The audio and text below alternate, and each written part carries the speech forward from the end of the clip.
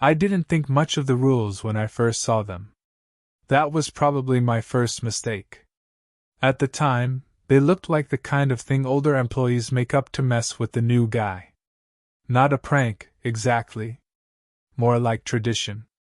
Every weird job has a few of those. Don't eat from the break room fridge unless you want food poisoning. Don't sit in Larry's chair because Larry still thinks he works here. Don't turn off the buzzing light in the hall because the whole breaker box is wired wrong. Stuff like that.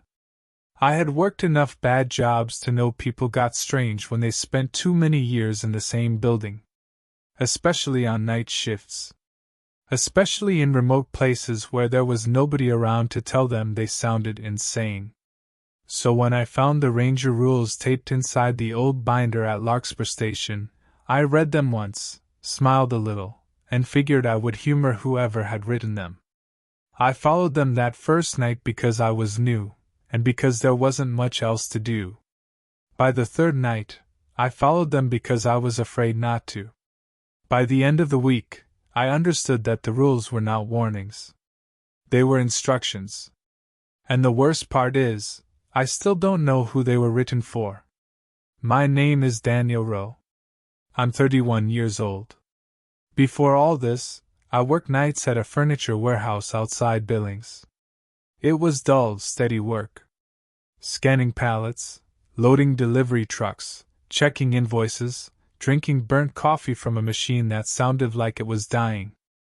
I didn't love it, but I knew the routine.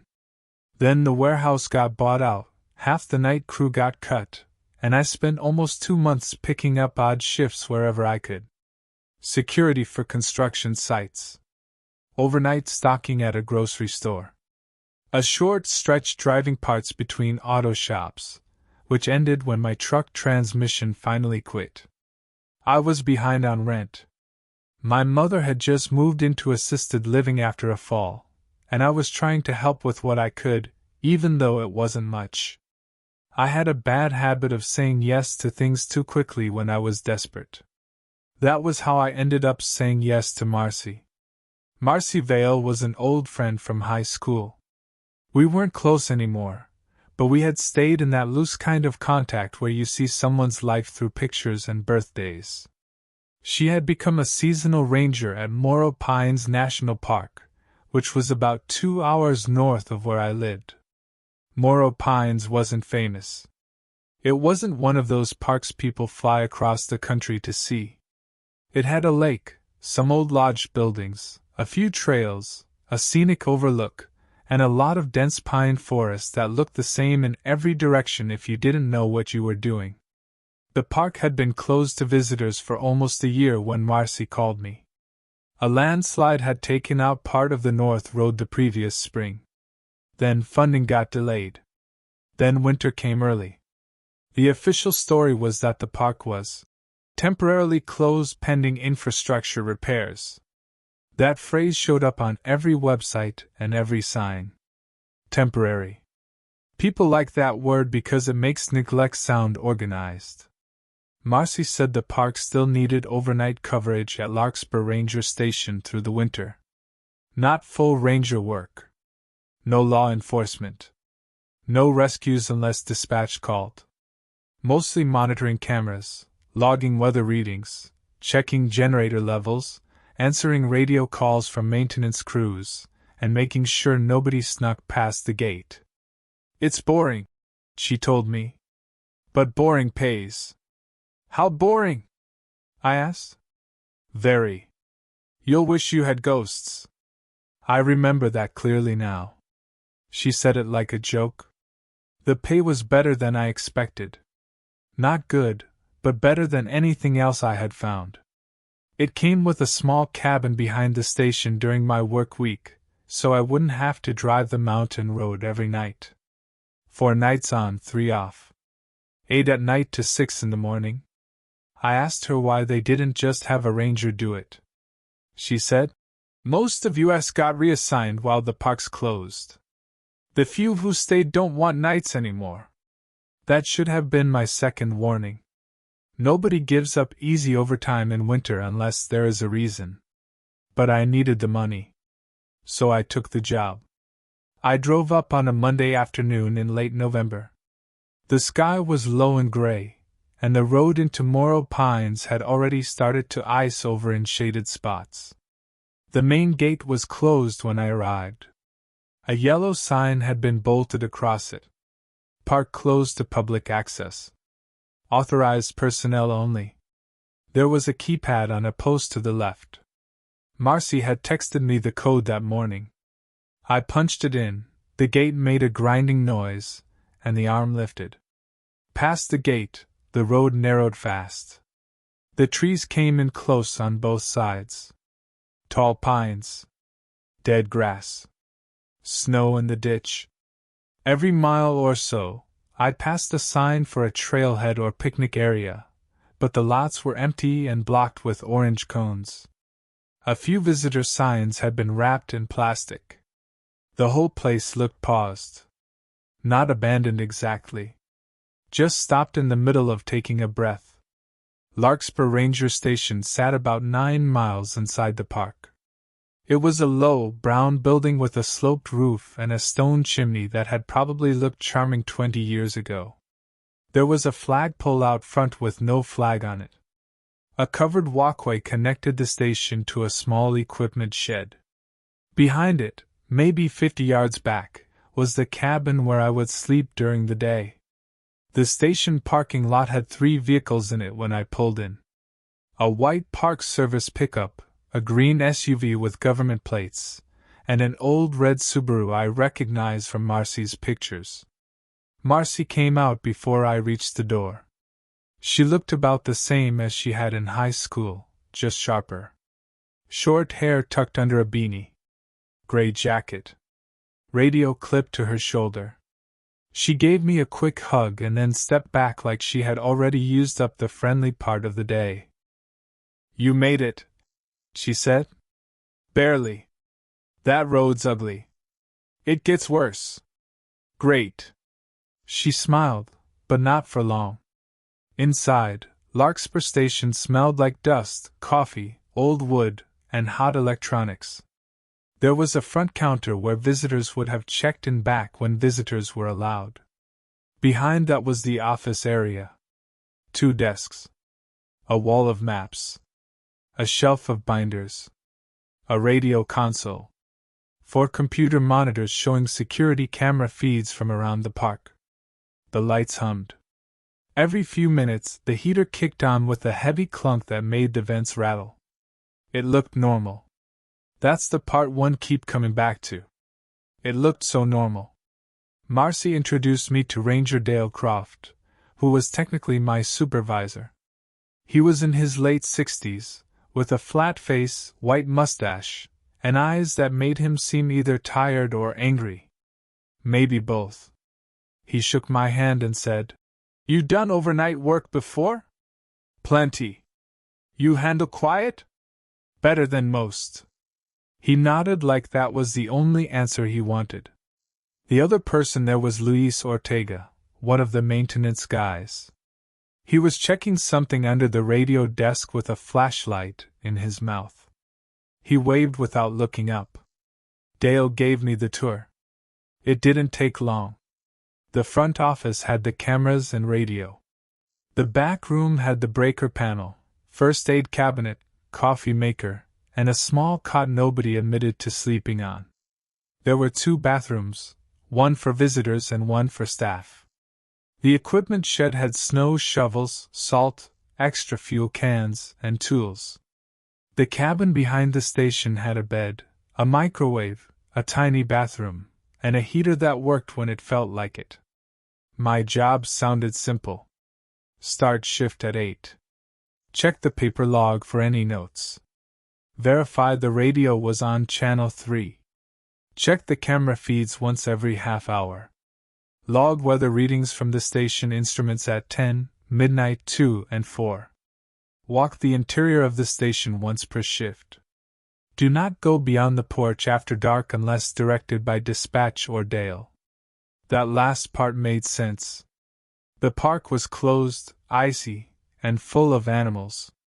Nobody wanted some underpaid temp breaking his ankle outside at 2 in the morning. Dale showed me the cameras. Front gate. South Service Road. Maintenance Yard. Lodge Road. Black Lake Overlook. Old Visitor Center. Trail Camera B7. Trail Camera C2. Then a few interior angles from the station and shed. Most of the screens showed nothing but trees and empty road. Cameras lag in the cold, Dale said. Sometimes they freeze, sometimes they jump. Don't get excited unless something stays wrong for more than 5 minutes. What counts as wrong? People where there shouldn't be people. Lights where there shouldn't be lights. Animals near the station. Gate movement. Smoke. He said it like a list he had said many times before. Marcy leaned against the counter and watched him show me everything. She was quieter than I remembered. When Dale walked into the back room to find paperwork, I asked her if the job was really as boring as she'd said. She looked at the monitors before she answered. Most nights. That doesn't sound like yes. It's a closed park in winter. You'd hear things. Don't make a story out of every noise. Do people try to sneak in? Sometimes. Poachers? Sometimes. Kids? Less than you'd think. This place has a reputation. That was the first I'd heard of it. What reputation? She shook her head once.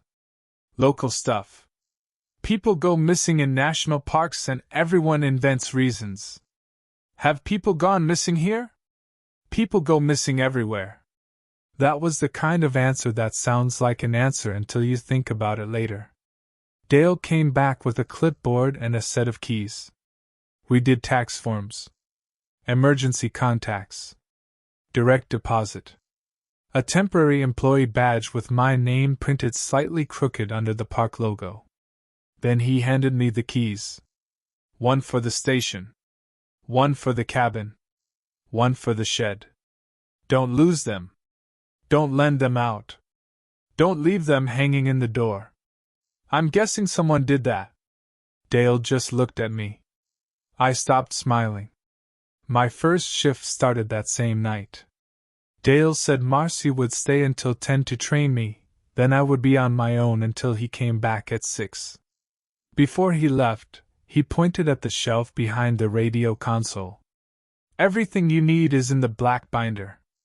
There were several binders on that shelf. Weather. Maintenance. Emergency procedures. Visitor incidents. The black one was labeled night coverage. It was old. The plastic cover had split at the corners. The label was faded and peeling. I pulled it out after Dale left. The first pages were normal enough. Phone numbers. Radio codes. Weather log instructions. A map of the station. A checklist for shift change. Then I found the folded paper. It was taped inside the back cover. Not hole-punched. Not official. Just a sheet of yellow notebook paper folded in half, flattened, and taped around the edges so it could still be opened. The words on the outside said, "Read before your first night." I looked over at Marcy. She was filling out the day's log, pretending not to watch me. "What's this?" She didn't look up. "Local procedures." Looks handwritten. It is. By who? Different people. I opened it. The writing inside was dark and careful. Not one person's writing, neither. Some lines were printed. Some were cursive. A couple had been crossed out and rewritten. The page looked old, but not ancient. More like it had been handled a lot. At the top it said, "Larkspur Night Rules. Do not remove from station." There were 7 rules. I remember them exactly. I see them sometimes when I close my eyes. 1. Check the front gate camera at 8 o'clock, 12 o'clock, and 3 o'clock. If the camera shows the gate open but the station window shows the gate closed, write open in the log and do not leave the building. 2. Do not answer radio calls from Unit 19. Unit 19 is retired. If Unit 19 gives a weather report, lower the volume until the static stops. 3. If trail camera B7 shows a ranger in a yellow raincoat, close all office blinds and do not look outside for 10 minutes. 4. After 1:30 a.m., do not open the back door for anyone.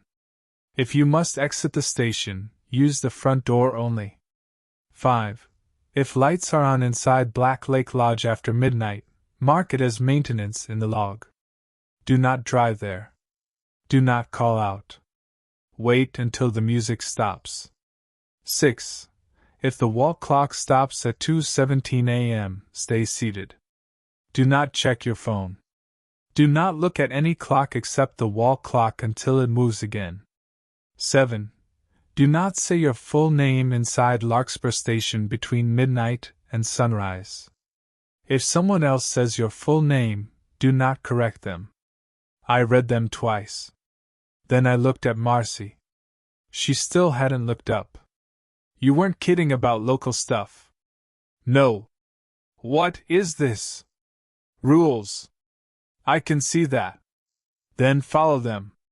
Her voice was flat enough that I laughed, because I thought that was what I was supposed to do. It died in my throat when she didn't smile. Are these serious? She set the pen down. Dale says yes. What do you say? She finally turned toward me. I say this place is closed for a reason they don't put on signs. I waited for her to laugh then. She didn't. Instead, she took the paper from my hand and folded it back into the binder carefully. Look, she said. Most nights, nothing happens. You check cameras. You drink bad coffee. You log wind speeds. You hear branches scrape the siding and tell yourself it's an elk. Morning comes. You go sleep. That's the job. And the other nights? She looked toward the dark front windows. On the other nights, you follow the rules and don't try to understand them. I remember feeling irritated. Not scared. Not yet. I thought she and Dale were doing that thing people do when they've worked somewhere too long. Turning workplace habits into mythology. Making themselves important. The whole park was closed and empty. Of course the station felt strange. Of course the cameras showed shadows and glitches. Of course the radio picked up bad signals in the mountains. That would have made sense. Except Marcy's hands were shaking when she put the binder back. At 10 she left. She zipped her jacket, checked the radio battery on her shoulder, and told me Dale would be back at 6. Then she hesitated in the doorway. Daniel.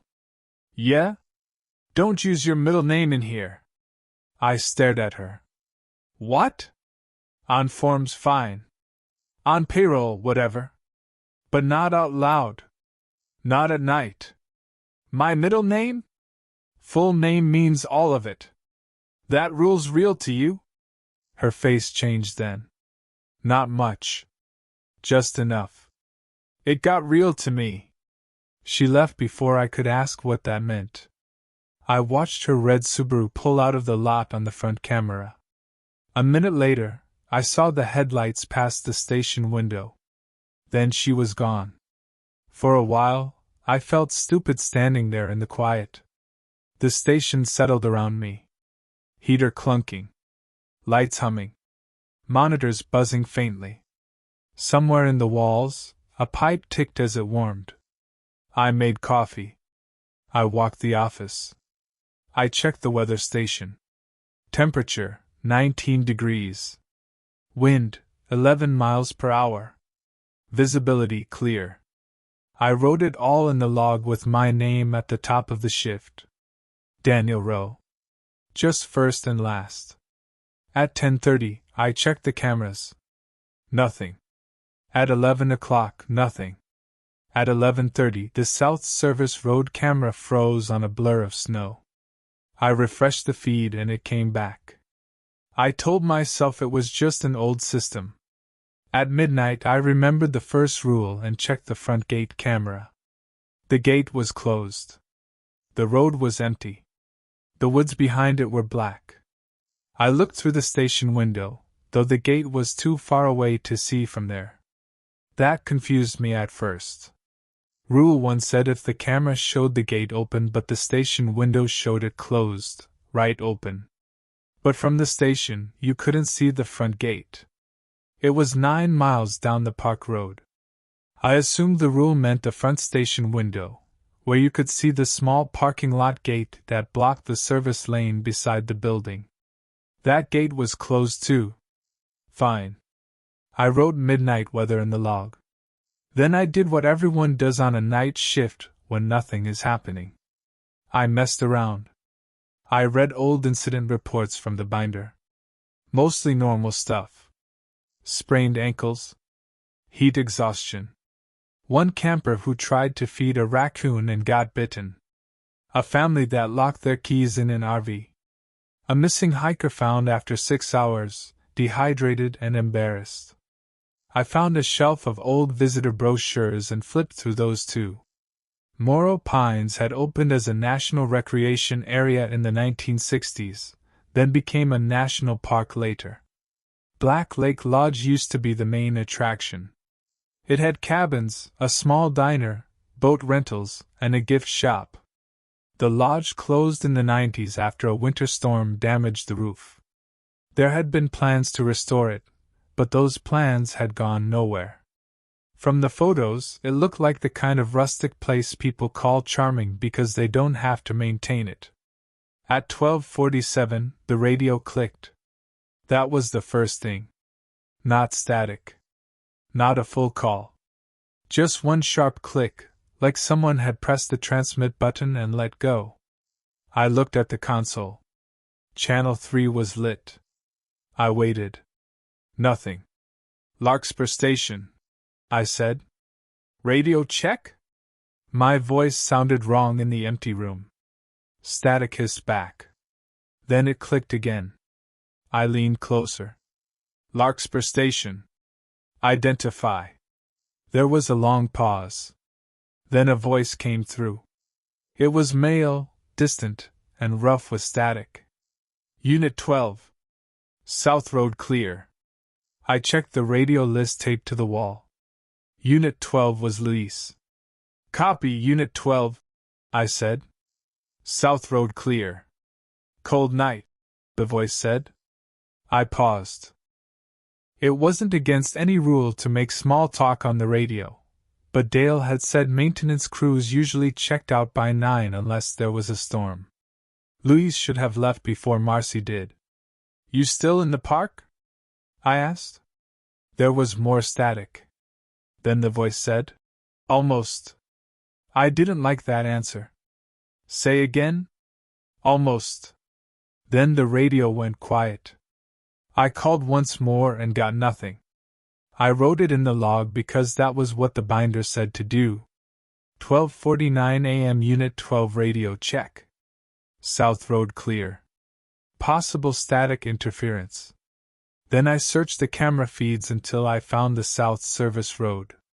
Empty. I told myself Luis had forgotten to check out. I told myself radio signals bounced in mountains. I told myself a lot of things that night. At 1:15, I heard a chair scrape in the visitor area. I was standing in the back room pouring coffee when it happened. A slow drag. Wood legs against tile. I stopped with the pot in my hand. The visitor area was dark except for the security light above the front counter. There were 3 wooden chairs against the wall under a display about bear safety. I had noticed them earlier because one had a cracked seat. I set the coffee pot down and walked to the doorway. All 3 chairs were where they had been. At least I thought they were. That was the problem with an empty building. You didn't know what you had really noticed until something changed. I stood there, listening. The heater clunked on. I almost laughed at myself. Then the radio clicked again. Unit 12, the same voice said. I walked over slowly. Unit 12, go ahead. Static. Then, forgot my coat. I looked toward the front window. The parking lot was empty except for the park pickup and my truck. Unit 12, what's your location? No answer. Luis, is that you? Static. Then the voice said, not Luis. The radio clicked off. I stood there with my hand near the microphone and felt the first real unease of the night. Not fear. Not exactly. Just the sense that something had turned its attention toward me. I checked the unit list again. Unit 12, Luis Ortega, maintenance. Unit 19, retired. The second rule came back to me. Do not answer radio calls from Unit 19. This hadn't been Unit 19. So I told myself it didn't count. At 1:30, I did the interior walk. I took the flashlight because it made me feel better, even though the lights were on. I checked the front door. Locked. Staff bathroom. Empty. Break room. Empty. Back room. Empty. Equipment closet. Empty. The back door was at the end of a short hall by the breaker panel. It had a small square window with wired glass. Outside that door was the covered walkway to the shed. The rules said not to open it after 1:30. I checked the deadbolt. Locked. Then someone knocked on it. 3 soft knocks. Not loud. Not urgent. Just the way someone knocks when they know you are close by. I stepped back so fast I hit the breaker panel with my shoulder. For a few seconds, I didn't breathe. Then the knocks came again. 3 of them. I moved slowly until I could see through the wired glass. The porch light outside the back door was off. I couldn't see much beyond my own reflection and the dark shape of the shed. Who is it? I almost said. The words were in my throat. The rule came back to me before I moved. After 1:30 a.m., do not open the back door for anyone. It didn't say don't talk. But I didn't want to find out why. I backed away from the door. The knocking stopped. Then Marcy's voice said from outside, Danny? I have never liked being called Danny. My family called me that when I was a kid. People who knew me as an adult usually didn't. Marcy might have, years ago, but I couldn't remember. Danny, open up. My car won't start. Her voice sounded muffled through the door, but real. Completely real. I went cold. I pulled out my phone and called Marcy. No service. I had 1 bar earlier. Now I had none. The voice outside said, Come on. It's freezing. I took 1 more step back. The back door knob turned. Slowly. Not all the way. Just enough for the latch to click against the locked plate. Then Marcy's voice said lower now. Please. I stood in the hallway until my legs hurt. After maybe 2 minutes, I heard footsteps move away across the covered walkway. Not boots crunching snow. Not the hollow sound of someone on wood. Just soft steps, like bare feet. I waited another 5 minutes before I returned to the office. The cameras showed nothing. The back walkway camera had frozen at 1:28. I refreshed it. The feed went black, then came back. The walkway was empty. I didn't write that in the log. I don't know why. Maybe because writing it down would have made it real. At 2 o'clock, I logged the weather. Temperature, 16 degrees. Wind, 14 miles per hour. Visibility clear. My handwriting was worse than before. At 2:13, the radio clicked. I did not touch it. Static hissed, then faded. At 2:17, the wall clock stopped. I was looking at it when it happened. The second hand reached 12 and did not move again. The minute hand sat on 2:17. The station became very quiet. Even the heater stopped. I looked down at the desk. My phone was beside the logbook. The screen lit up. No service, but somehow a notification appeared. Mom. Missed call. I stared at it. My mother never called after 9. She usually forgot where her phone was by evening. And she couldn't call me anyway. No service. The screen went dark. Then it lit again. Mom. Voice message. My hand moved before I thought about it. Then Rule 6 came back. If the wall clock stops at 2:17 a.m., stay seated. Do not check your phone. Do not look at any clock except the wall clock until it moves again. I put my hands flat on the desk. I stared at the wall clock. The second hand did not move. My phone lit again. This time it wasn't a notification. It was an incoming call. Mom. The vibration rattled softly against the wood. I kept looking at the clock. The phone kept vibrating. Then it stopped. A voicemail banner appeared. Then another. Then another. Mom. Mom. Mom. Mom. The radio clicked. A woman's voice came through. Not my mother's. Older. Tired. Daniel, your mother is on line 1. There was no line 1.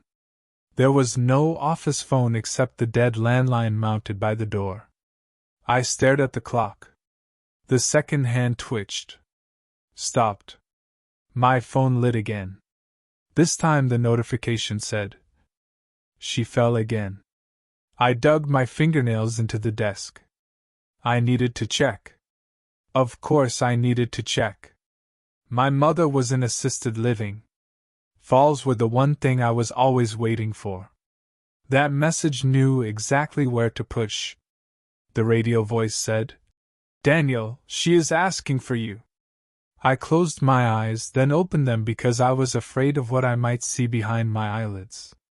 The clock was still stopped. I don't know how long I sat like that. It felt like an hour. It was probably 2 or 3 minutes. The second hand moved. Just one tick. Then another. Then the heater slammed on so hard the vent above the desk rattled. My phone screen went black. I picked it up with both hands. No service. No missed calls. No notifications. Battery at 61%. Time 2:18. I almost threw it across the room. Instead, I put it in the desk drawer and closed the drawer. At 3 o'clock, I checked the front gate camera because the first rule told me to.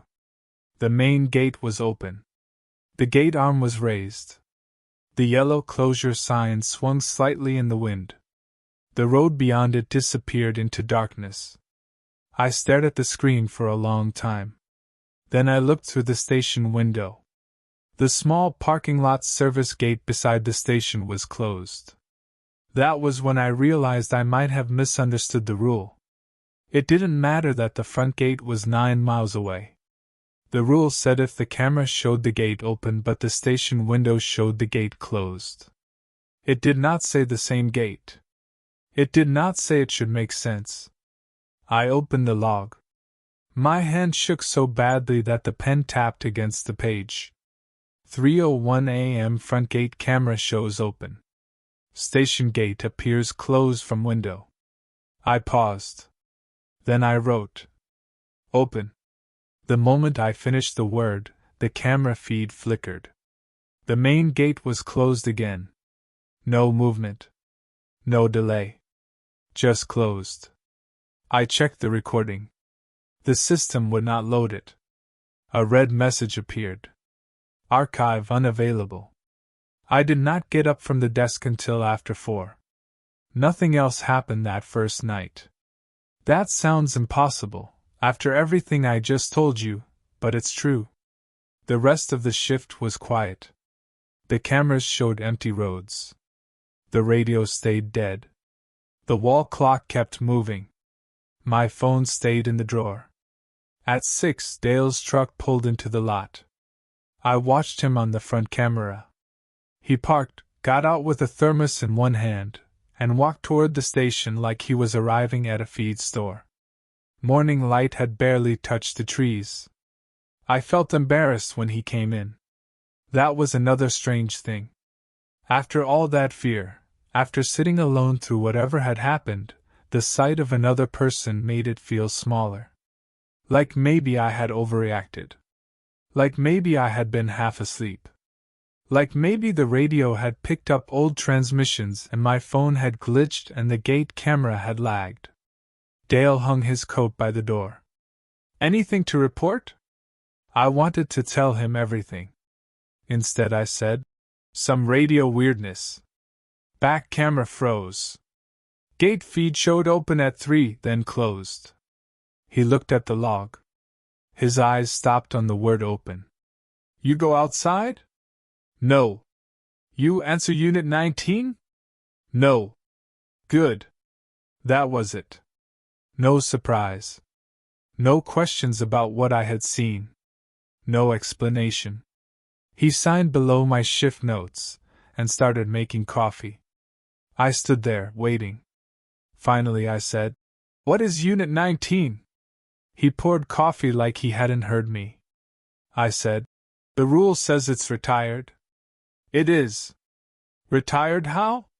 He put the pot back. The truck rolled into Ember Ravine in 2008. Ranger named Paul Voss was driving. They found the truck. Didn't find him. I stared at him. And the radio still calls? Sometimes. You don't think that's something I should have known before last night? Dale took a slow drink from his mug. You read the rule. That's not the same thing. It's the part that matters. I almost quit right then. I should have. But quitting sounds easy when you tell the story after. It is not easy when you're broke, tired, and you've just made it through one night without anything actually touching you. That was how I framed it. Nothing touched me. Nothing hurt me. I had followed the rules and morning came. Dale told me to go sleep. So I did. The cabin behind the station was colder than the office, but quiet in a different way. It was one room with a narrow bed, a microwave, a small table, and a bathroom with brown water stains in the sink. Someone had taped cardboard over a crack in one window. I lay down fully clothed and slept badly. I dreamed of my phone vibrating inside the desk drawer. When I woke up around 4 in the afternoon, I had service again. There were no missed calls from my mother. I called the assisted living office anyway. The nurse said she was fine. She had eaten lunch and was in the TV room. I almost cried when I hung up. Not because I was relieved. Because something had known enough to use her. Marcy came by at 6 with groceries from town.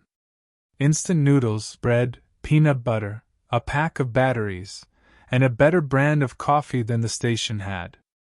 She handed me the bag and looked at my face. You saw something. I leaned against the cabin counter. You knew I would. No. I knew you might. There's a difference? There is here. I told her about the back door. The voice that sounded like her. The clock. My phone. The gate. She listened without interrupting. When I finished, she looked toward the station. Did it use your full name? No. Good. It used my mom. She nodded. It does that. What does?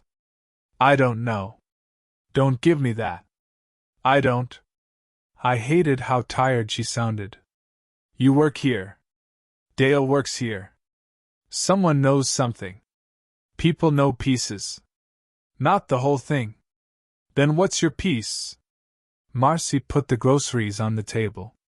My first summer, I heard my brother calling from the old lake trail. He'd been dead 4 years.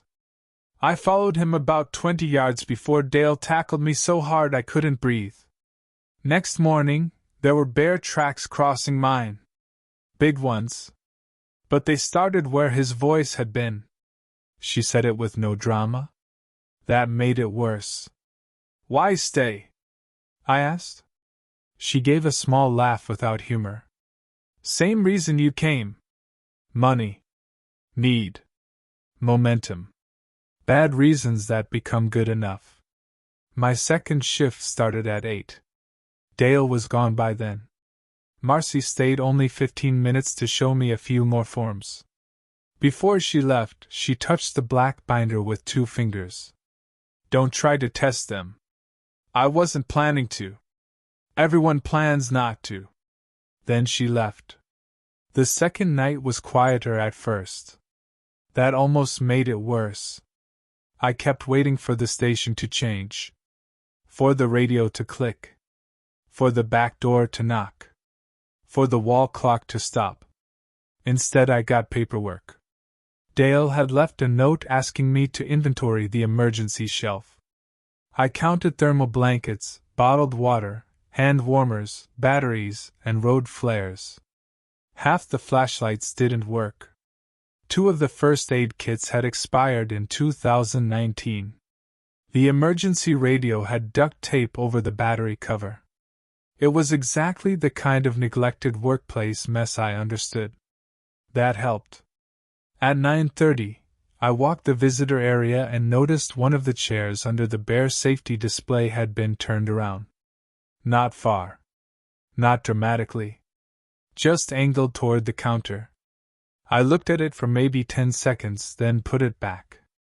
I told myself maybe Dale had moved it that morning. At 10 o'clock, I logged the weather. At 10:30, I checked the cameras.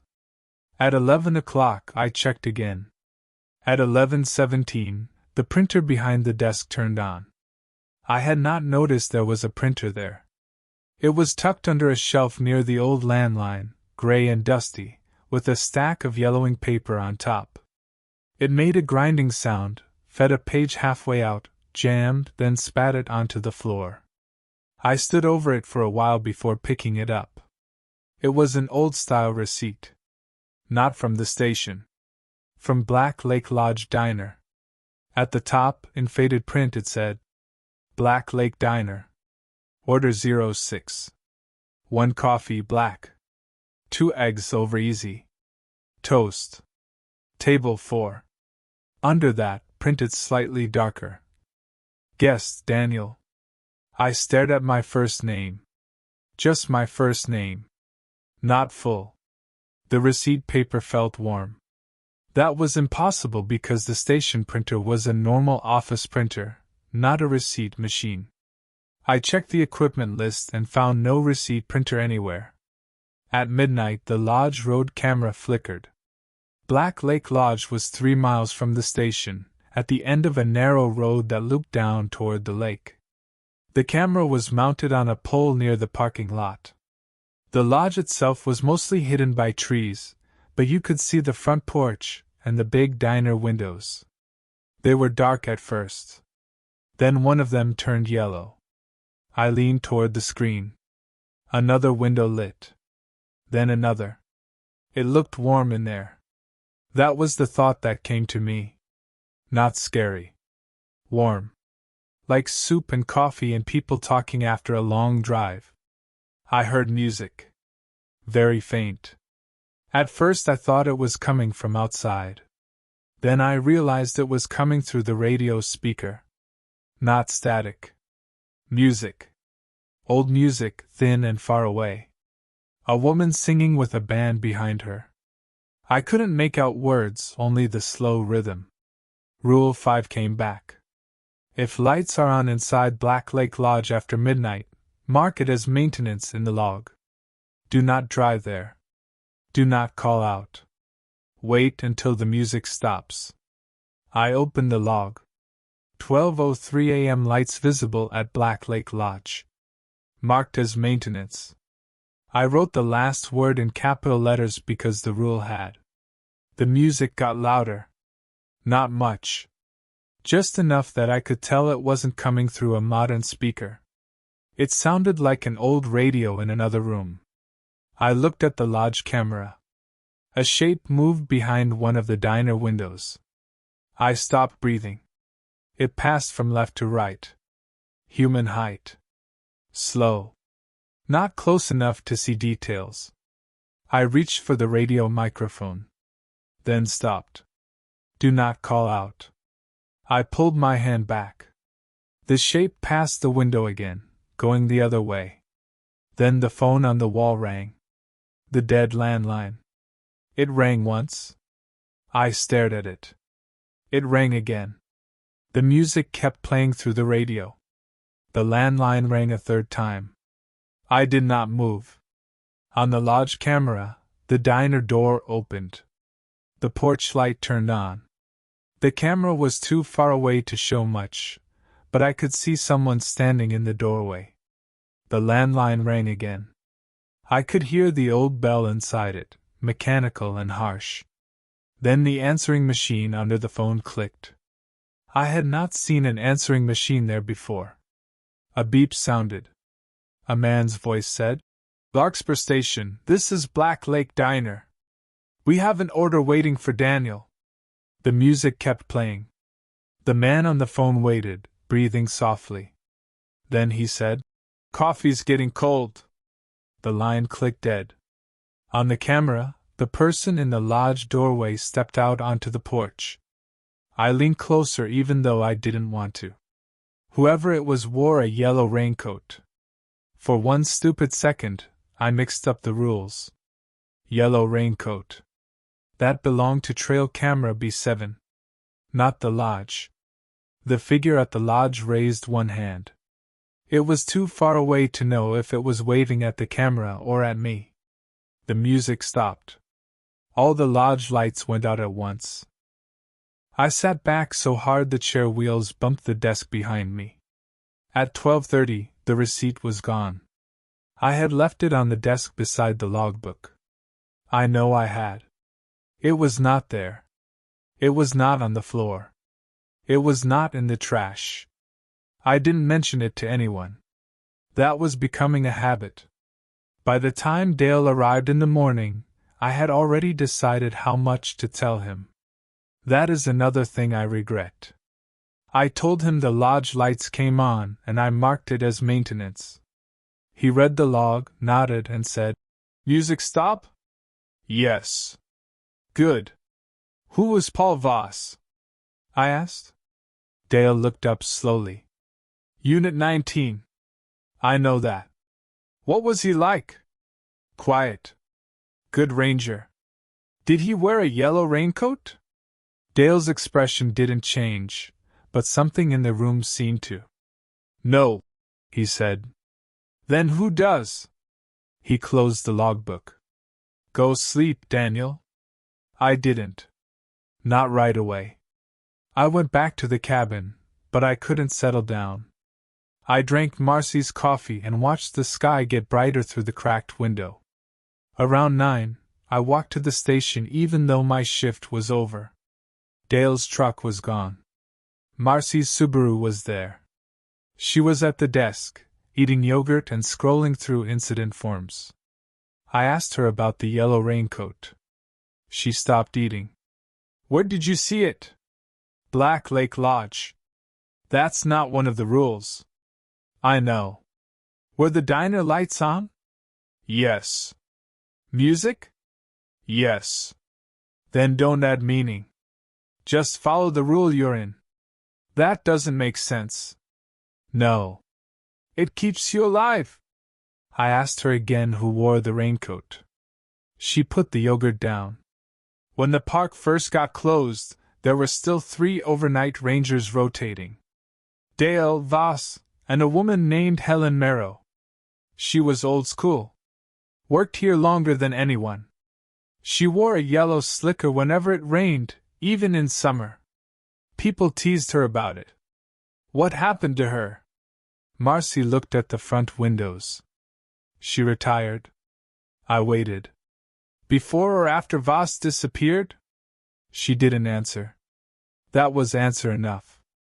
I went to sleep around 10 and dreamed about a diner in the woods. In the dream, I sat at table 4 while someone in the kitchen scraped a spatula over a grill. A cup of coffee sat in front of me, black and untouched. Across the table, my mother sat in her nightgown. She looked frightened. When I woke up, there was a smell of coffee in the cabin. Not the kind Marcy bought. Burnt diner coffee. The third night was when it started using my habits. At 8, I took over from Dale. He seemed more tired than usual. He had a red mark on his cheek like he had slept against the desk. "Storm coming tomorrow," he said. "Snow by evening. Might lose cameras." "That happen often?" "Often enough." "What do I do if I lose all cameras?" "Use the radio." "And if I lose the radio?" He looked at me. "Then you sit here until morning." Before he left, he pulled a small spiral notebook from his coat pocket and put it beside the log. "For you." "What is it?" "Old night notes. Not official." "Whose?" "Mine. Some Marcy's. Some from before." "Why now?" He did not answer right away. Then he said, "Because you're still here." That notebook was worse than the rules. Not at first glance. At first it looked boring. Dates. Times. Weather. Camera numbers. Strange shorthand. B7 yellow / blind / no movement. 2:17 stop 4 minutes / phone rang / no answer. Lodge lights / song longer than normal / marked M. Gate opens / tracks at morning, not hours. Some pages were ripped out. Some entries were scribbled over so hard the paper tore. Near the middle, I found one written by Marcy. It said, "If it uses your first name, it is guessing. If it uses your full name, it is closer. If it asks you to say your full name, leave it unanswered."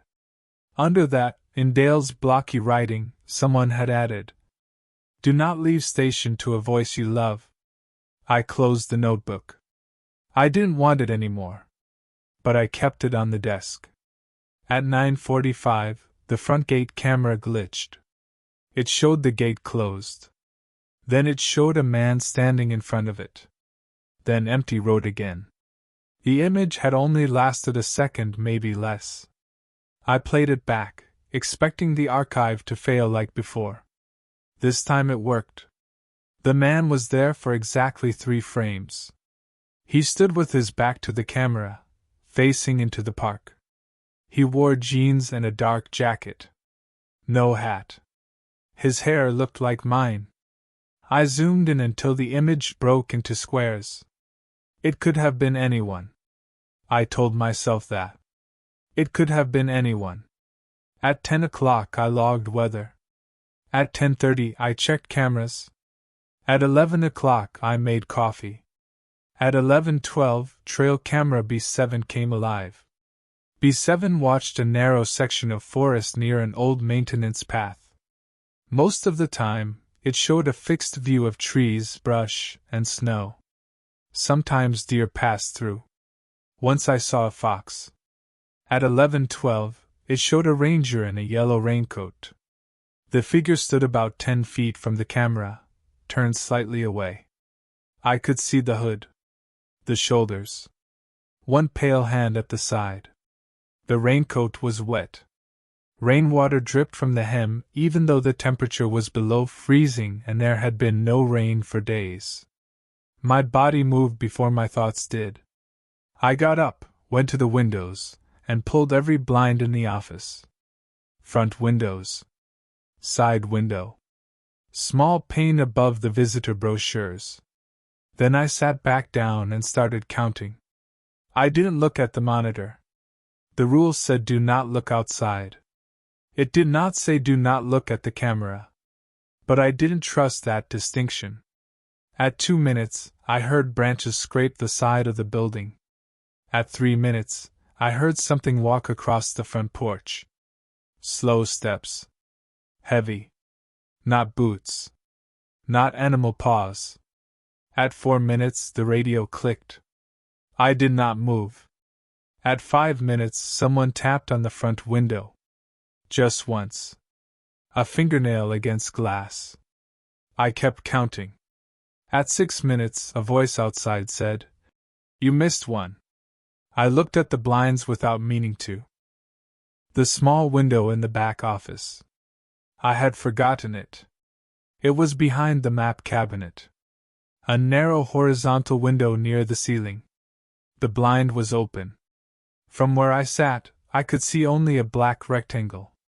Then a pale hand appeared on the outside of that window. It pressed against the glass. Slowly, for fingers bent. Not a wave. A reminder.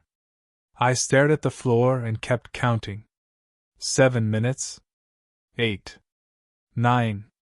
At 10, I waited another full minute because I didn't trust myself. Then I looked up. The hand was gone. I checked B7. The forest was empty. I opened the blinds one at a time. When I got to the back office window, there was a wet handprint on the outside of the glass. The window was 8 feet off the ground. There were no footprints in the snow below it. I took a picture with my phone. In the photo, the glass was clean. That bothered me more than the handprint. I made myself log the incident. 11:12 p.m. B7 showed ranger in yellow raincoat. Blinds closed for 10 minutes. I did not write about the hand. Around midnight, my email loaded even though I had no service. One message appeared in my inbox. From Morrow Pines HR. Subject: Name verification required. I opened it before I remembered I shouldn't trust anything that came through in that station. The email body was plain text. Daniel, please verify your full legal name for continued temporary employment. Reply with your full legal name exactly as it appears on your badge and payroll forms. Failure to verify may result in removal from night coverage. Thank you. Morrow Pines Administration. I stared at it for a long time. Then I closed the email. A minute later, it disappeared. No inbox.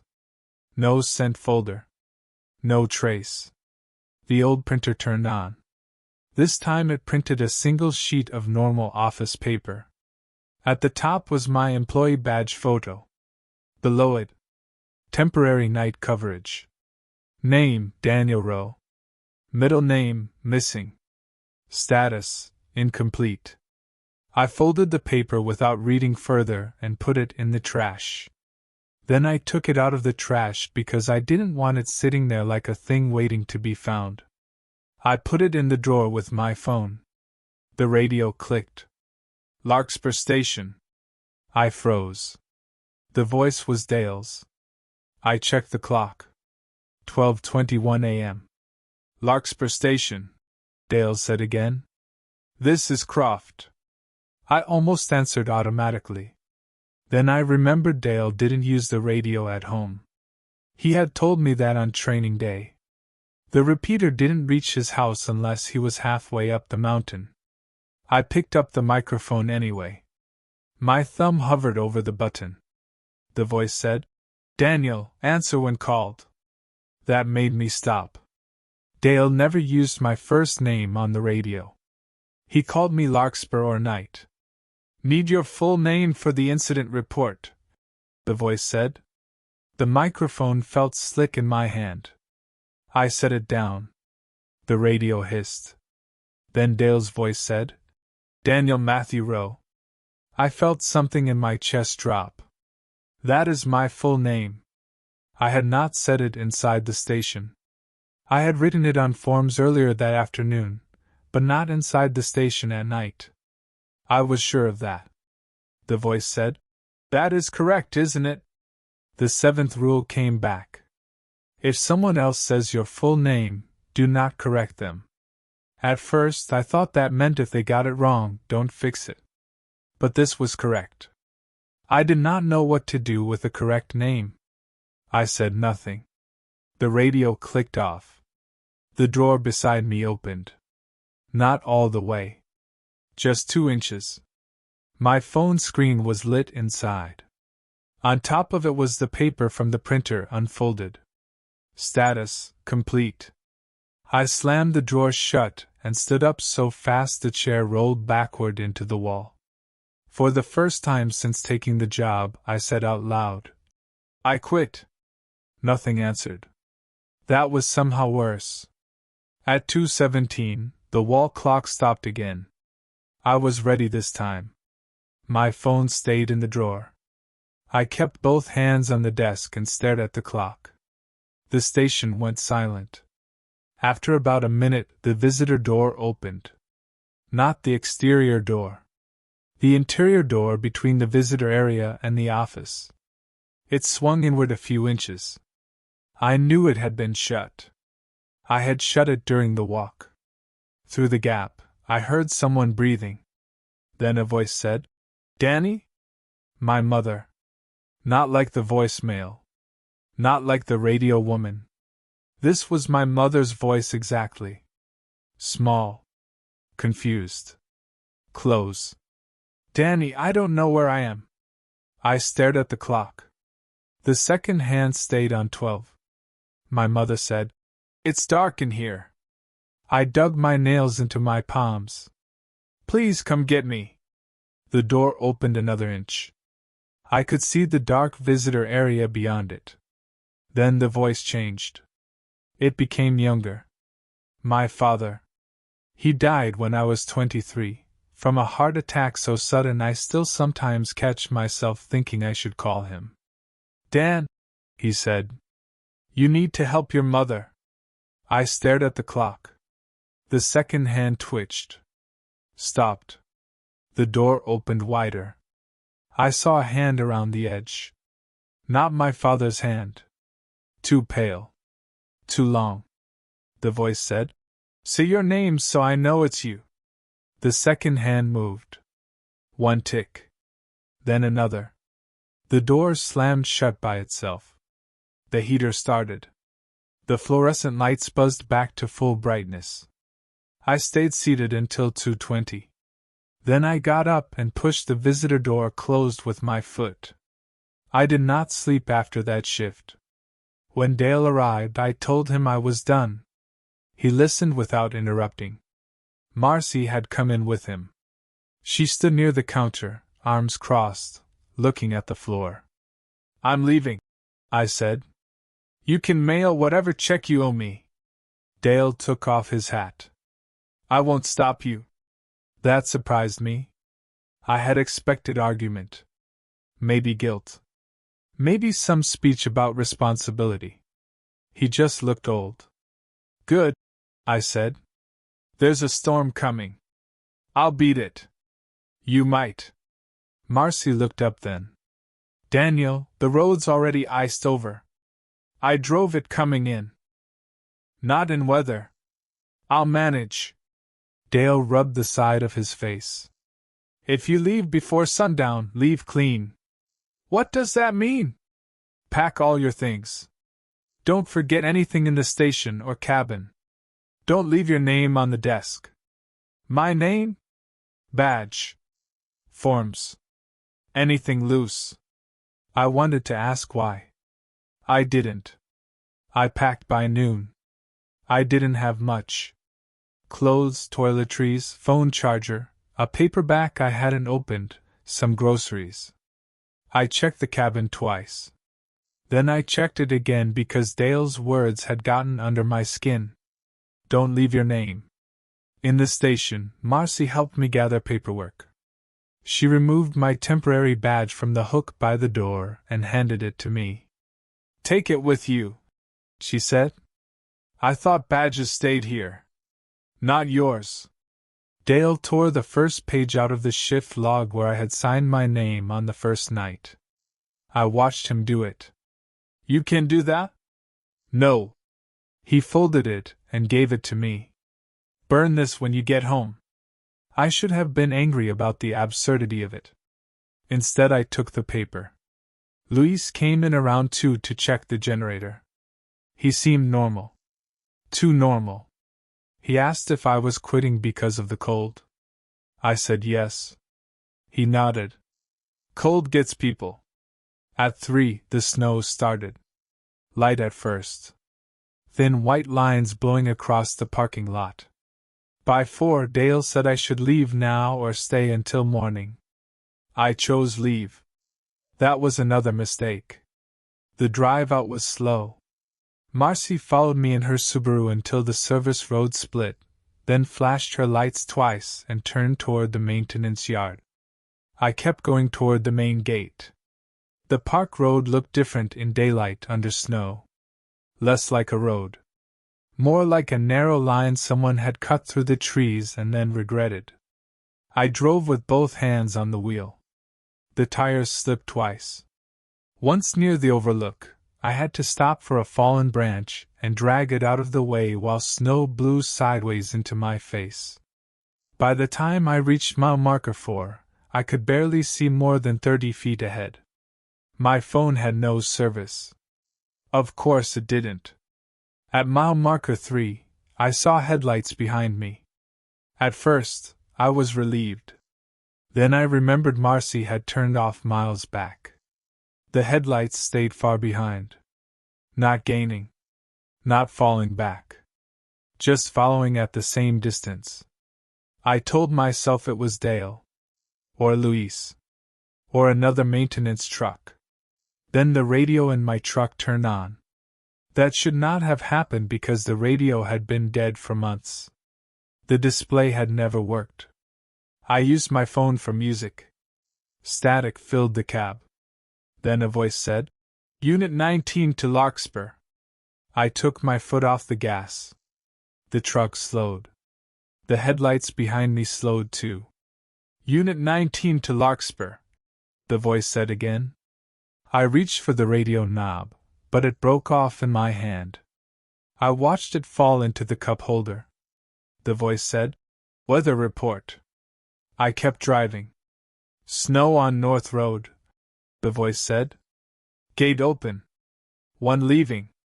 The headlights behind me flashed once. Daniel Matthew Rowe leaving station, the voice said.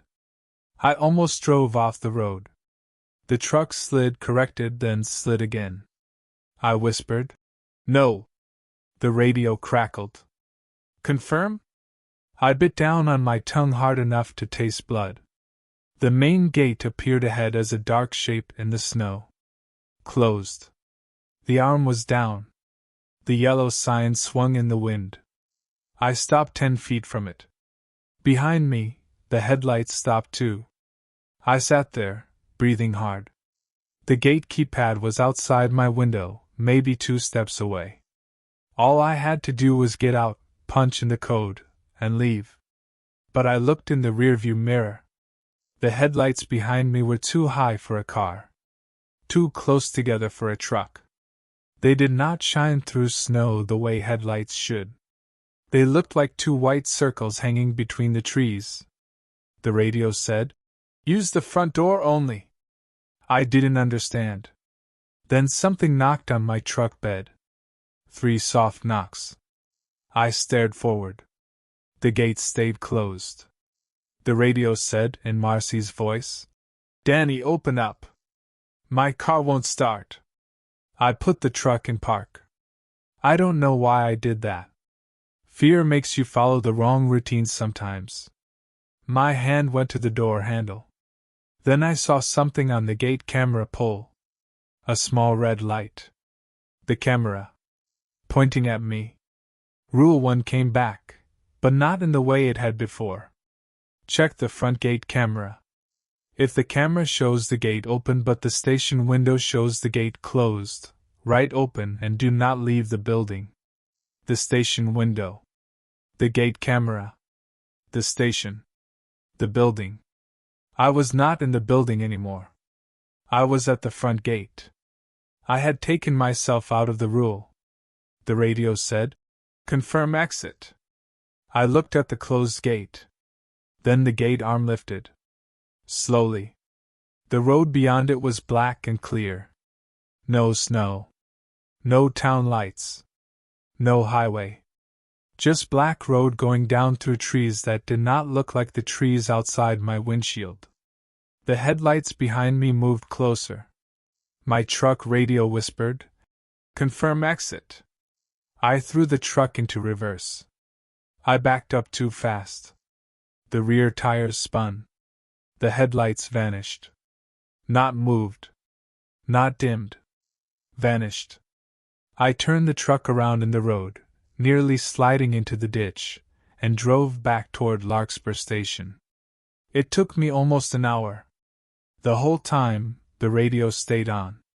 No voices. Just faint music. The same old song from Black Lake Lodge. When I pulled into the station lot, Dale was standing on the porch. He did not look surprised. Marcy was beside him, crying. I parked badly, half over the curb, and stumbled out. "What the hell is happening?" I shouted. Dale walked down the porch steps. His face looked carved out.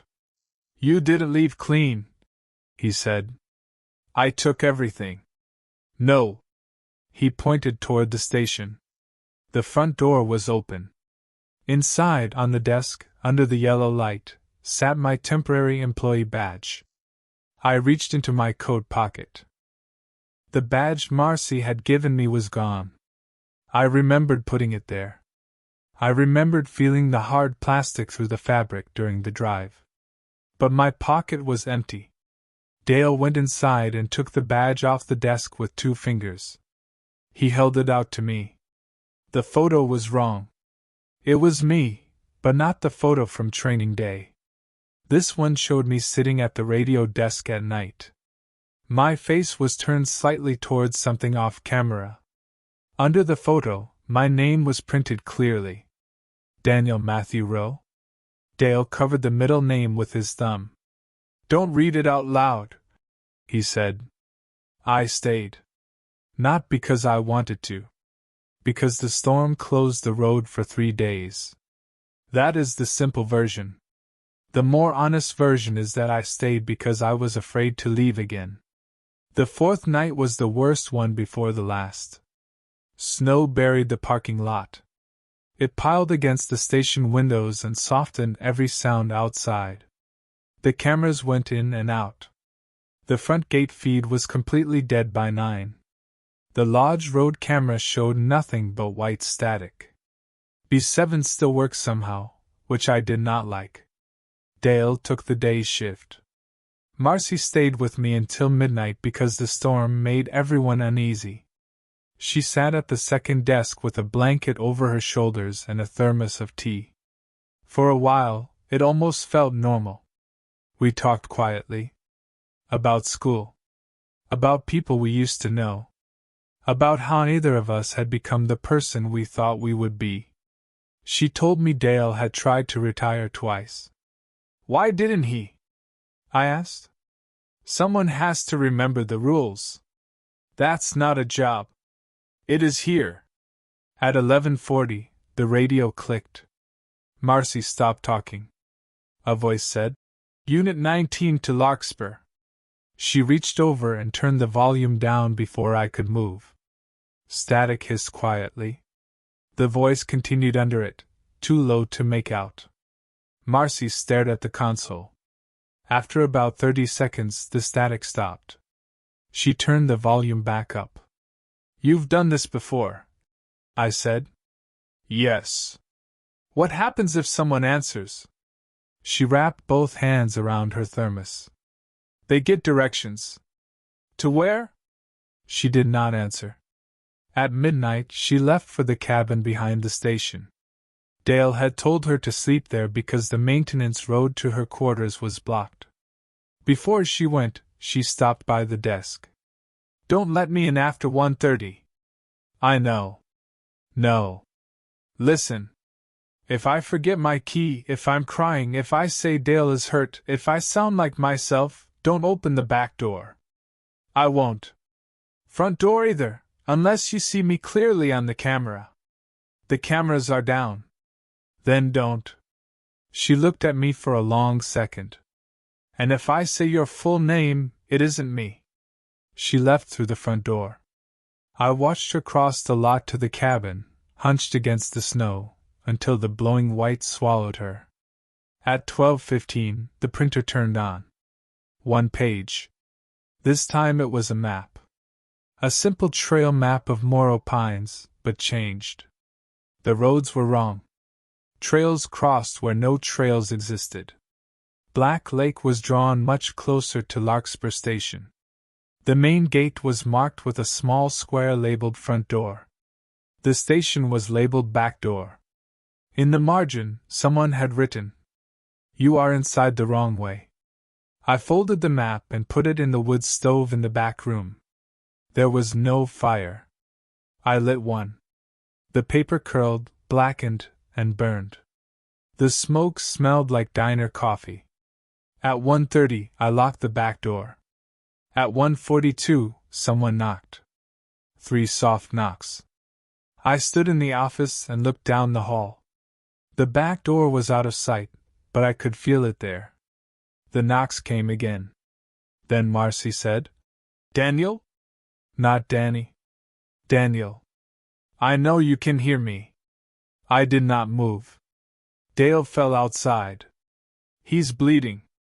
I closed my eyes. "Please. I can't lift him." The voice cracked exactly like hers. I gripped the edge of the desk. "Daniel, open the door." I looked at the front camera. It was black. "Use the front door," Marcy's voice said from the back hall. That made my skin crawl. "Use the front door only," she said. The wording was too exact. After 1:30 a.m., do not open the back door for anyone. If you must exit the station, use the front door only. Until then, I had thought the rule meant the back door was dangerous.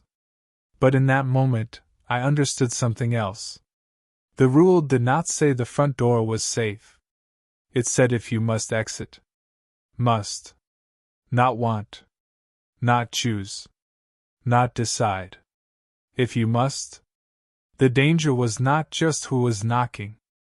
The danger was being made to believe you had to leave. Marcy's voice kept pleading. Then Dale's voice joined it. "Daniel, help me." Then Luis. Then my mother. All from the back door. All asking me to come outside. I sat down. That felt like the only answer. I sat at the desk, folded my hands, and watched the dead camera screens. The voices stopped one by one. At 2:17, the clock stopped. Of course it did. My phone was already in the drawer, but the drawer opened by itself. The screen lit up. This time I did not look away fast enough. The phone showed the time. 6:03 a.m. Morning. I knew it was wrong. The wall clock said 2:17. But my phone showed 6:03, and under that were 3 missed calls from Dale, and 1 message from Marcy. Road cleared. Shift over. Come outside. My body wanted to believe it. That is the thing I need you to understand. The rules did not make me brave. They gave me something to hold on to, but they did not erase the part of me that wanted to be done. I wanted morning so badly that I almost accepted the lie. The phone buzzed. "Marcy, seriously, open up. We're freezing." I looked back at the wall clock. The second hand did not move. The phone buzzed again. "Mom, I'm proud of you, Danny." That one hurt in a different way. My mother had not said that in years. Not because she didn't love me. Because the disease had taken her words and rearranged them. Most days, she called me by my father's name. The phone buzzed again. "Dad, your mother needs you." I turned the drawer over. The phone fell onto the carpet, face down. The wall clock started moving.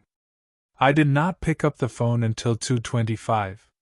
When I did, it was dead. Not low battery. Dead. It would not turn back on until morning. At 3 o'clock, B7 showed the yellow raincoat again. This time the figure was not alone. There were 3 people standing behind it in the trees. One wore Dale's hat. One had Marcy's red jacket. One looked like me. I closed the blinds.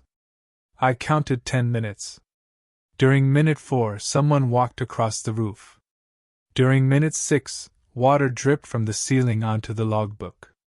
During minute 8, the radio whispered my full name over and over, not loud enough to count as someone saying it, but loud enough that I could feel each word press into the room. At 10 minutes, I opened the blinds. B7 was empty. The logbook was dry. The roof was silent. At 5:10, the lodge lights came on, even though it was not midnight anymore. That bothered me because it meant the patterns were changing. Or I had misunderstood them from the start. The lodge camera was still mostly static, but through the snow I saw warm windows. The radio played the old song.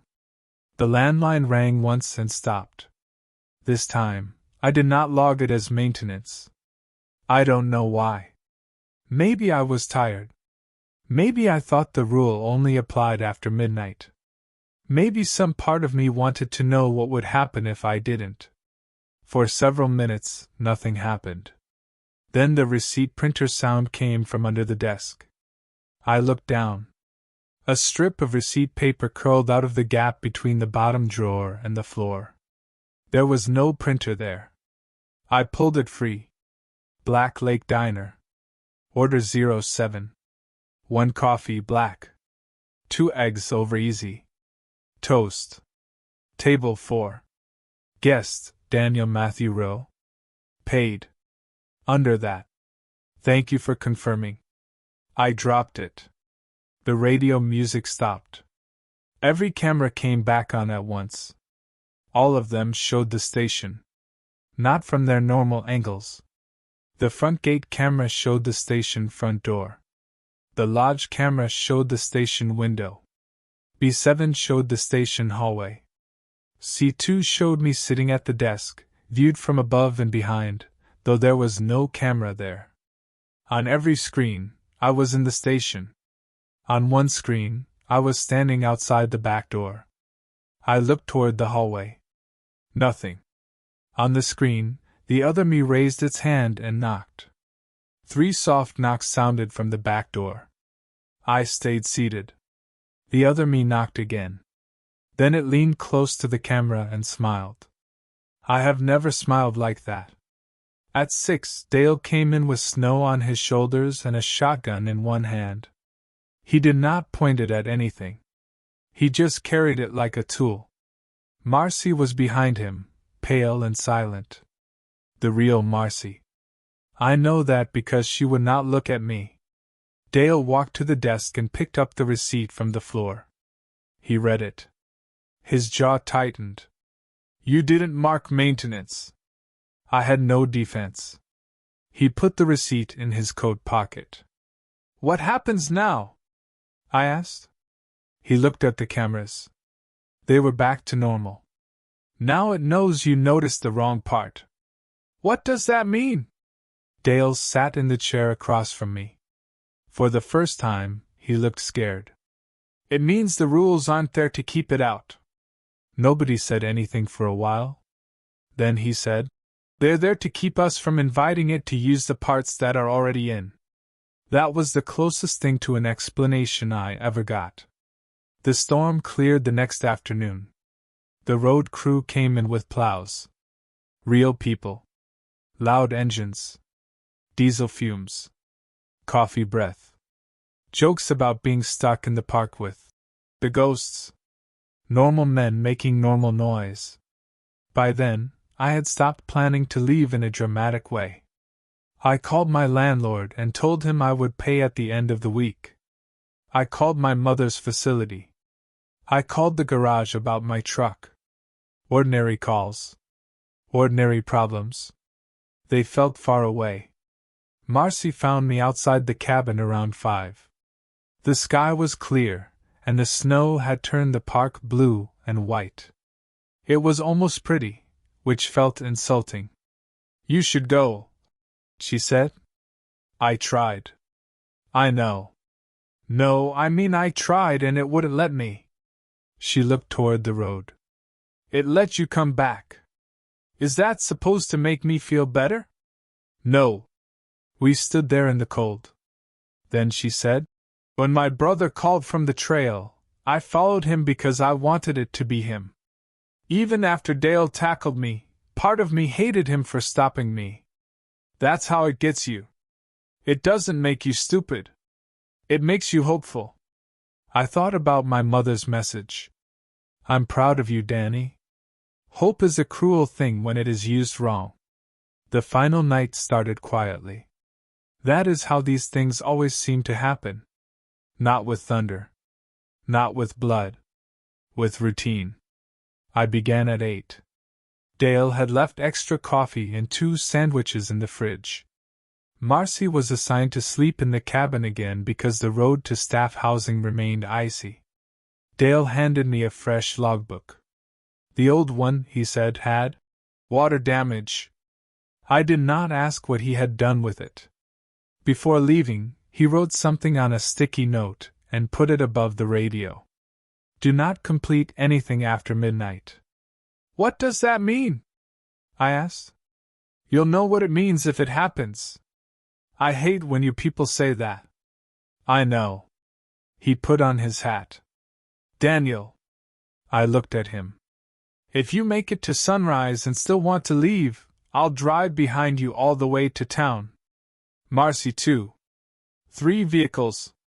No stopping at the gate. No radios. I believed him. That helped more than I expected. At 8 o'clock, I checked the front gate camera. Closed. At 10 o'clock, weather. Cold. Clear.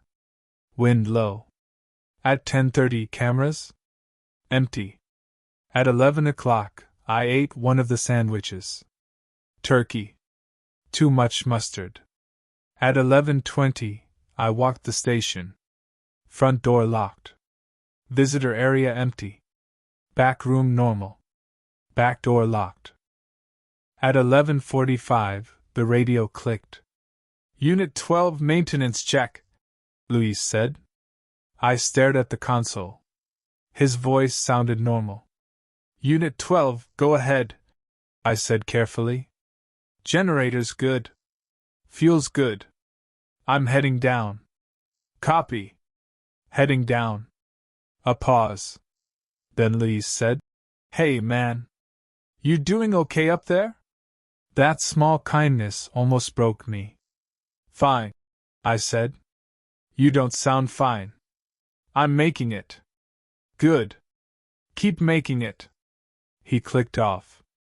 I do not know if that was really Luis. I hope it was. At midnight the station changed. Not all at once. The lights hummed lower. The air pressure shifted. The radio console gave off a smell like hot dust. The front gate camera went black, then came back showing the gate open. I looked through the station window. The service gate was closed. I wrote open in the log. The word looked darker than the others. At 12:07, the printer started. 1 page. I did not pick it up at first. It sat in the tray face down. At 12:12, the landline rang. I let it. At 12:15, the radio clicked. Larkspur Station, this is Morrow Pines Administration. The voice was a woman I didn't recognize. Temporary employee file remains incomplete. I looked at Dale's sticky note. Do not complete anything after midnight. The radio said. Daniel Rowe, confirm receipt. I said nothing. Daniel Rowe, confirm receipt. I picked up the black binder and put it over the radio speaker. The voice became muffled. At 12:30, the lights at Black Lake Lodge came on. I marked maintenance in the log. The music started, but it sounded closer than before. Not through the radio. Through the walls. As if the diner was on the other side of the office. At 12:45, trail camera B7 showed the yellow raincoat. I closed the blinds. I counted. At 3 minutes, someone knocked on the front door. That was new. 3 soft knocks. The front camera showed no one. At 5 minutes, the visitor area filled with the smell of toast. At 7 minutes, the old landline answering machine clicked on. A man's voice said, "Table 4 is ready." At 10 minutes, I kept the blinds closed for 2 more. When I opened them, B7 was empty. At 1:30, I locked the back door. At 1:31, someone knocked. Not 3 times. Once. Then again. Then again. Slow, patient, endless. I sat at the desk. The knocking continued for almost 20 minutes. Sometimes from the back door. Sometimes from the front. Sometimes from inside the walls. At 1:58, my phone turned on inside the drawer. I had powered it off before shift. It lit the cracks around the drawer. Then it spoke in my mother's voice. Not a call. The phone itself. "Danny, there's a man in my room." I pressed my hands over my ears. The radio clicked. Dale's voice said, "Don't listen." Then Marcy's voice said, "That isn't Dale." Then Louise said, "Generator's on fire." Then my father said, "Your mother needs you."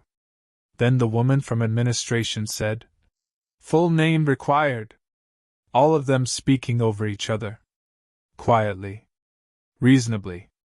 Like people standing too close in a small office. At 2:17, the clock stopped. The room went silent. The relief of that silence was almost worse than the noise. I stared at the wall clock. The second hand sat still. The drawer opened. My phone screen shone upward. I did not look at it. The visitor door opened. I did not look at it. A chair scraped in the lobby. Then another. Then another. Someone sat down on the other side of the counter. I could feel them there. Waiting. A piece of paper slid under the office door and stopped near my shoe. I kept my eyes on the wall clock. The paper was close enough that I could read it without looking down fully. It was an application form. Morro Pines National Park. Permanent night ranger position. Most of it was already filled out. Name: Daniel Matthew Rowe. Address: Larkspur Station. Emergency contact: none. Start date: tonight. There was one blank line at the bottom. Applicant confirmation.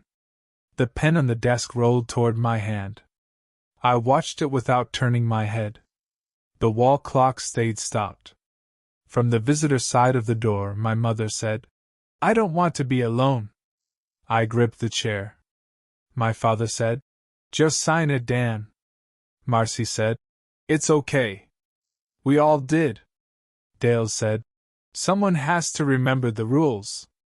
The pen touched my fingers. I knocked it away. It rolled under the desk. The second hand moved. The paper slid back under the door as if someone had pulled it from the other side. The heater kicked on. The visitor door slammed. I started crying then. Quietly. Stupidly. With both hands over my face. Not because I was hurt. Because I had almost reached for the pen.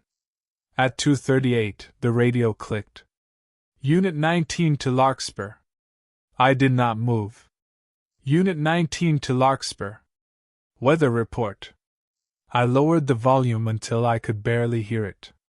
The static continued. Under the static, the voice said something. I could not make out the words. That should have been fine. That was the rule. If Unit 19 gives a weather report, lower the volume until the static stops. But the static did not stop. It went on and on. At 2:50, it was still going. At 3 o'clock, I needed to check the front gate camera. The first rule. I looked at the screen. The gate was open. Not just the arm. The entire gate structure was gone.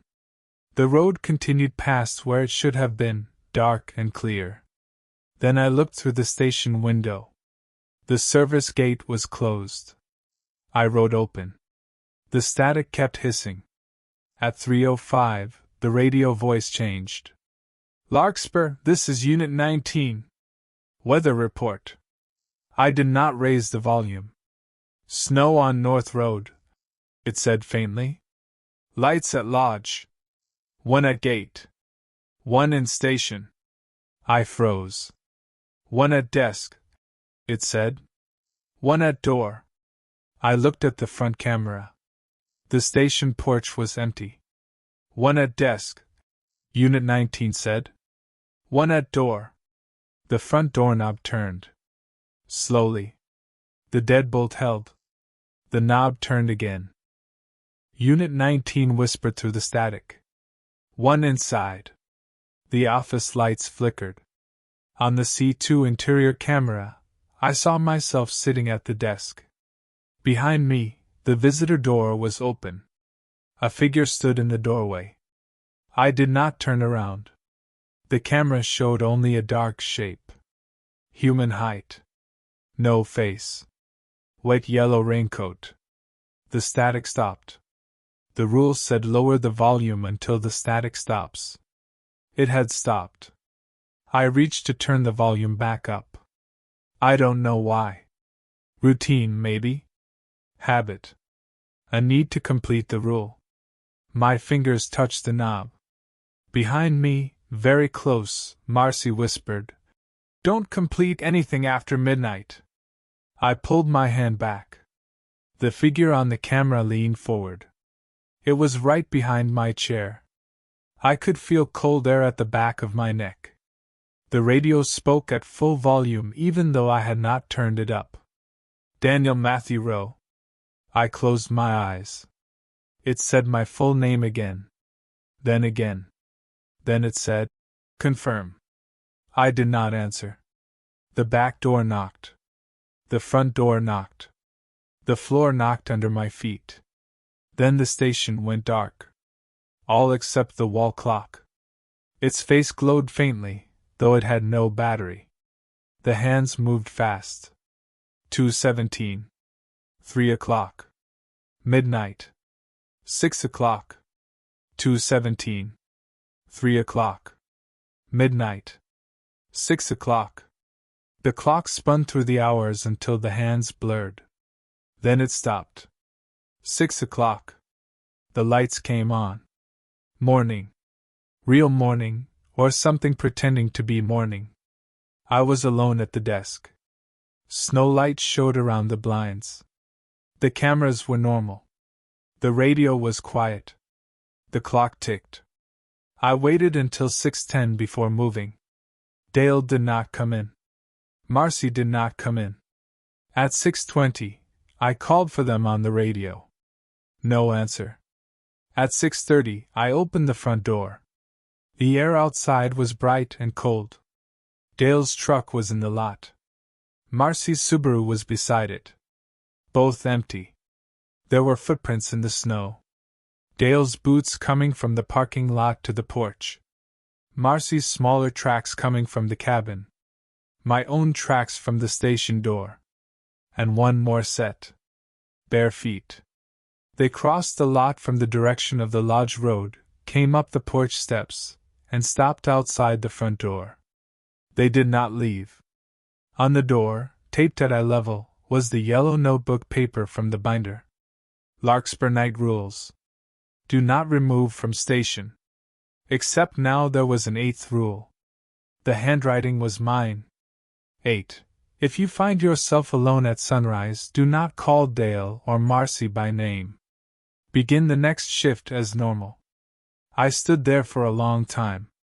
Then the radio inside clicked. Dale's voice said, "Morning, Daniel. Anything to report?" I turned around. The station was empty. The radio clicked again. Marcy's voice said, "You made it. That's good." I walked back inside because I did not know what else to do. The logbook was open on the desk. The last entry was written beneath mine, in handwriting I did not recognize. 6 a.m. night coverage transferred. Rules remain active. Below that was my signature. Not printed. Signed. Daniel Matthew Rowe? I still don't remember signing it. I have tried to leave twice since then. Both times, the gate camera showed open, and the road beyond it went dark. Both times I came back before the radio could ask me to confirm. Dale and Marcy return every morning at 6. They act normal. They bring coffee. They ask about the weather. They sign the log. They talk about plows, budgets, road repairs, and spring reopening plans like none of this is happening. But they never arrive in their vehicles anymore. And they never leave footprints. I sleep in the cabin during the day. I work the desk at night. I follow the rules.